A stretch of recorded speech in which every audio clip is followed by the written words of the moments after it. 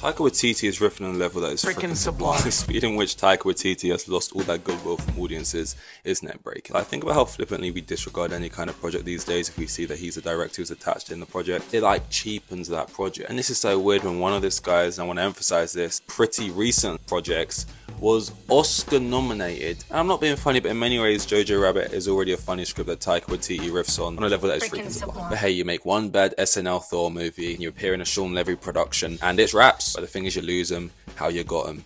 And genuinely speaking, he got them pretty quick. For like mainstream audiences, he kind of blew up overnight, and there's no loyalty there, there's no built-up fan base, and therefore you can implode overnight just as quickly. I mean, Ragnarok came out in 2017, and then Jojo Rabbit came out in 2019. People liked that, but Thor Love and Thunder, they didn't. That came out in 2022. That is more recent. I don't think anyone saw Next Goal Wins, which went through production hell, came out the following year, and that's low-key it. This guy hasn't done much. Out of these four main projects that I think most people know him for, there isn't more bad than good here. So even if I'm asking myself why in my mind does Waititi feel like a director that I would sigh at if I saw his name attached to a project that I'd otherwise be excited for, I'm looking at Sean Levy's Ryan Gosling-led Star Wars movie with Will from The In-Betweeners in. I think the bigger issue with Taika Waititi is something I'm calling the James Cordenification of his public image, the overexposure of a somewhat obnoxious low-range actor in multiple projects that probably wouldn't even be good even without their presence. You know, a bubbly personality, that Kiwi accent, probably started to grate on people's minds. And not that he's a bad actor, but to many people he's just a slightly annoying one. I think it's also a bit of a Marvel problem. 50% of the projects I think most people would know him from is Marvel movies. I mean, if we're being real, 75% of the projects people know him from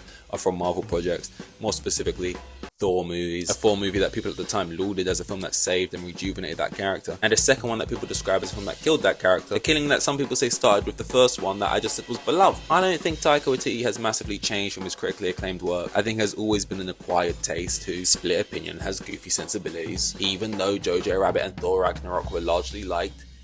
That's just largely. There's always been a minority of people who find those films obnoxious and lame. I listen to the Escape Pod podcast, and on there one of the hosts talks about how he's surprised people can love Ragnarok and hate Love and Thunder because these films tonally are so similar. Just one pushes that style a little bit further and that's it. People didn't hate Love and Thunder because they experimented with this new flavour and it just didn't rock with audiences. That's what Ragnarok was, and people did like that.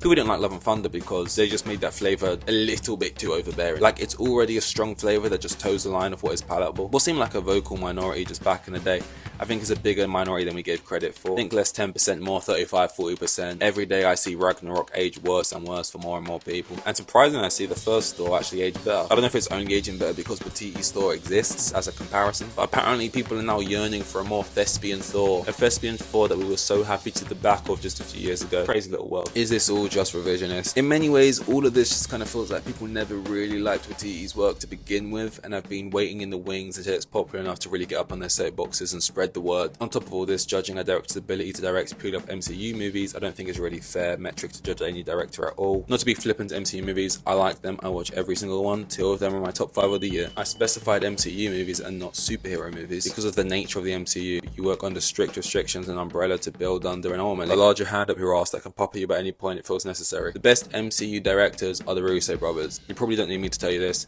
but the fucking Russo brothers are not the best directors that have ever graced the MCU, in my opinion, but they have easily made the best Marvel movies. I have only seen Jon Watts' Marvel movies, and therefore I have no real gauge on how talented Jon Watts is as a director. But at the very least, I think he's a better one than the Spider-Man films, whatever you think. And again, I want to clarify, that's not me being dismissive to Marvel movies or their artistic integrity. I like Jon Watts and I like his Spider-Man films, but it's a part of a larger ecosystem and you can feel that. We only see glimpses in Homecoming, Far From Home and No Way Home, a film they had to shoot entirely throughout COVID on sound stages. But even in those films, you can see the flavour is still there. I just think for like most people, working with Marvel kind of changes the whole narrative around you creatively. Even if you do end up making ones that people really like, people still look at it and just go, well, it's good for what it is. I'm talking film bros on Twitter at this point. I just think it's hard to judge a director purely off MCU because of all the added influence, and not because I think Marvel movies have an incapability of being compelling, well shot and well written movies, with something to say despite their genre and mainstream appeal. Another good example would be Nia DaCosta. A lot of people are excited about her. She then joins Marvel, directs The Marvels. It doesn't do that well, to be fair, but perception has definitely shifted. Not that many people are excited about her directing that 28 years later The Bone Temple movie. We've seen it with Oscar-winning Chloe Zhao